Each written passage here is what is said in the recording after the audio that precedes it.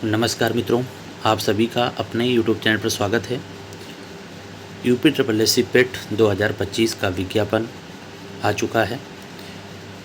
विज्ञापन के प्रकाशन की जो तिथि है वो 2 मई 2025 को आता है इसका विज्ञापन, और ऑनलाइन आवेदन जो प्रारंभ होंगे वो होंगे 14 मई 2025 से। लास्ट डेट जो है वो है 17 जून 2025। शुल्क क्या है, योग्यता क्या है, आपको बता देते हैं।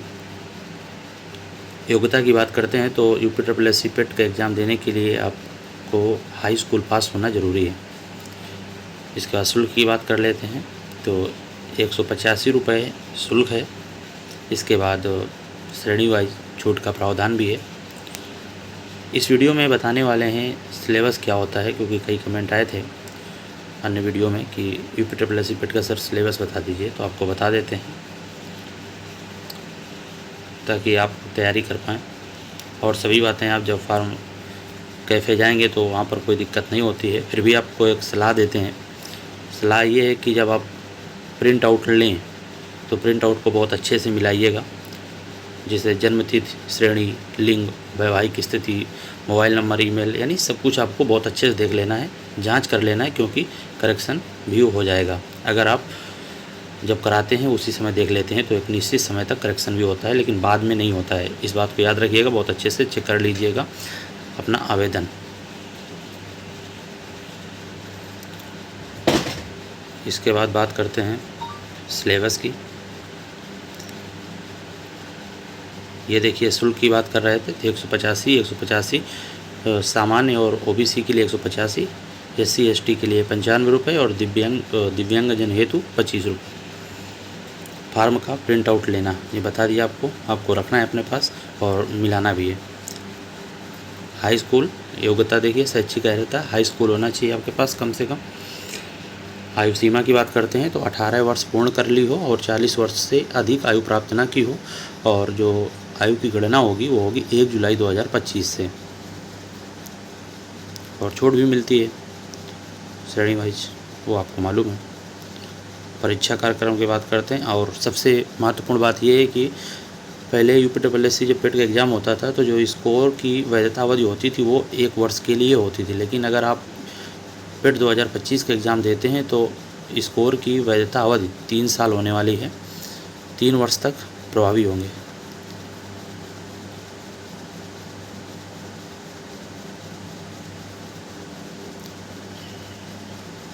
अब देखिए, ये देखिए पाठ्यक्रम क्या है, सिलेबस क्या है। तो परीक्षा की अवधि 2 घंटे आपको समय मिलता है।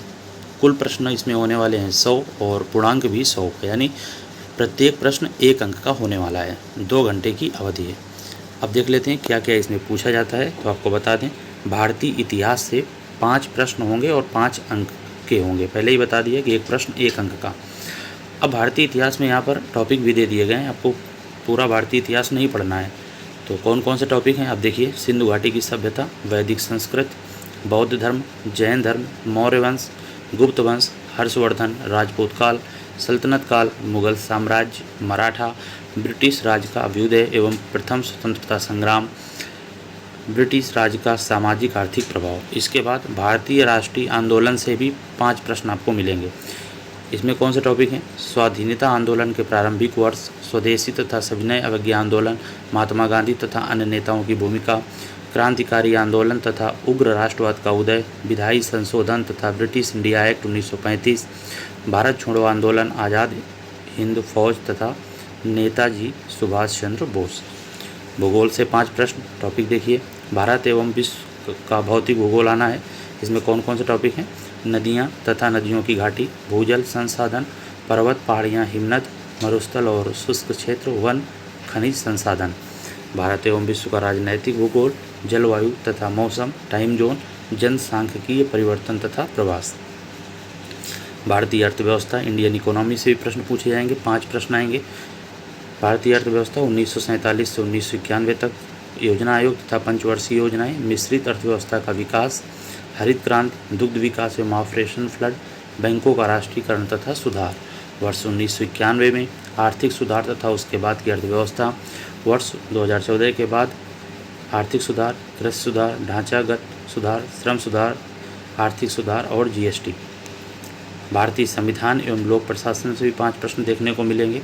भारतीय संविधान में कौन कौन से टॉपिक से प्रश्न बनने वाले हैं, तो भारतीय संविधान की मुख्य विशेषताएं, राज्य के नीति निर्देशक सिद्धांत, मौलिक अधिकार एवं कर्तव्य, संसदीय प्रणाली, संघीय प्रणाली, संघ एवं केंद्र शासित प्रदेश, केंद्र राज्य संबंध, न्यायिक ढांचा, सर्वोच्च न्यायालय और उच्च न्यायालय, जिला प्रशासन और स्थानीय निकाय तथा पंचायती राज संस्थाएं। सामान्य विज्ञान से 5 प्रश्न आएंगे, भौतिक विज्ञान, रसायन विज्ञान और जीव विज्ञान, प्रारंभिक भौतिक, प्रारंभिक रसायन और प्रारंभिक जीव विज्ञान। यहाँ पर टॉपिक नहीं दिए गए हैं, आपको बेसिक जानकारी होना चाहिए। अब बात कर लेते हैं अंकगणित की, तो यहाँ पर बहुत कम टॉपिक हैं, लेकिन 5 प्रश्न यहाँ से बनने वाले हैं। पूर्ण संख्या, भिन्न तथा दशमलव, प्रतिशतता, साधारण अंकगणितीय समीकरण, वर्ग एवं वर्गमूल, घातांक एवं घात, औसत, ये टॉपिक हैं अंकगणित के। बात करते हैं सामान्य हिंदी, संधि, विलोम शब्द, पर्यायवाची शब्द। सामान्य हिंदी से 5 प्रश्न यहाँ पर आपको देखने को मिलेंगे। और कहाँ से प्रश्न आ सकते हैं, संधि, विलोम शब्द, पर्यायवाची शब्द, वाक्यांशों के लिए एक शब्द, लिंग, संस्कृत, भिन्नार्थक शब्द, मुहावरे, लोकोक्तियाँ, सामान्य शुद्धियाँ, लेखक और रचनाएं। सामान्य अंग्रेजी से भी 5 प्रश्न मिलेंगे आपको, अंग्रेजी व्याकरण और अपठित गद्यांश पर आधारित प्रश्न। इसमें क्या होगा, 2 से 3 प्रश्न गद्यांश पे होंगे और 2 या 3 प्रश्न, टोटल 5 करना है, 2-3 हो सकते हैं, तो उसमें ग्रामर से हो जाएंगे, वहाँ पर 5 प्रश्न आने। और तर्क एवं तर्क शक्ति से भी प्रश्न पूछे जाते हैं।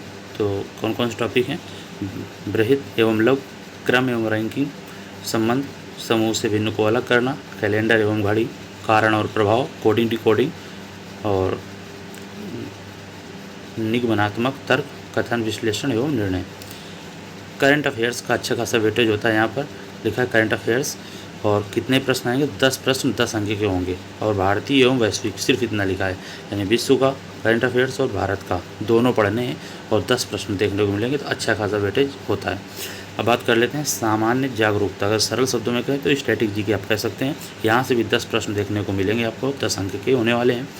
कौन कौन से टॉपिक हैं, भारत के पड़ोसी देश, राजधानी एवं मुद्रा, भारत के राज्य तथा केंद्र शासित प्रदेश, भारतीय संसद, राज्यसभा, लोकसभा और विधानसभा, विधान परिषद, राष्ट्रीय एवं अंतर्राष्ट्रीय दिवस, विश्व संगठन एवं उनके मुख्यालय, भारतीय पर्यटन स्थल, भारत की कला एवं संस्कृति, भारत एवं विश्व के खेल। बात करते हैं आगे, भारतीय अनुसंधान संगठन, प्रसिद्ध पुस्तकें और लेखक, पुरस्कार एवं विजेता, जलवायु परिवर्तन एवं पर्यावरण। अब देखिए, अपठित हिंदी गद्यांश का विवेचन एवं विश्लेषण, 2 गद्यांश आने वाले हैं, प्रत्येक पर 5 प्रश्न, इस तरह से 10 प्रश्न टोटल हो जाएंगे। और ग्राफ की व्याख्या यानी DI से भी प्रश्न पूछे जाएंगे। ग्राफ की व्याख्या एवं विश्लेषण, 2 ग्राफ होंगे और प्रत्येक पर 5 प्रश्न होंगे, टोटल 10 प्रश्न ग्राफ से। और तालिका यानी कुल मिलाकर DI से देखें तो 20 प्रश्न 20 अंक के होने वाले हैं।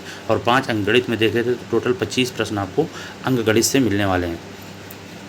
और बात कर लेते हैं ये प्रश्न जो इसका लेवल क्या रहेगा, तो यहाँ पर लिखा हुआ है, शैक्षणिक विषयों से संबंधित प्रश्नों की कठिनाई का स्तर राष्ट्रीय शैक्षिक एवं अनुसंधान परिषद यानी NCERT द्वारा निर्धारित सेकेंडरी, सीनियर सेकेंडरी स्तर का होगा। और परीक्षा का प्रकार वस्तुनिष्ठ प्रकृति का व प्रश्न पत्र बहुविकल्पी प्रश्नों पर आधारित होगा। और सबसे बड़ी बात याद रखिएगा, प्रत्येक गलत उत्तर हेतु 1/4 अंक की कटौती की जाएगी, यानी निगेटिव मार्किंग का प्रावधान इसमें है। ये थी मुख्य बातें UPSSC PET 2025 के नोटिफिकेशन संबंधित। और इस वीडियो का उद्देश्य बनाने का यही था कि आप तक सिलेबस पहुंच जाए। फिर मिलेंगे किसी अन्य वीडियो में अन्य जानकारी के साथ। जय हिंद।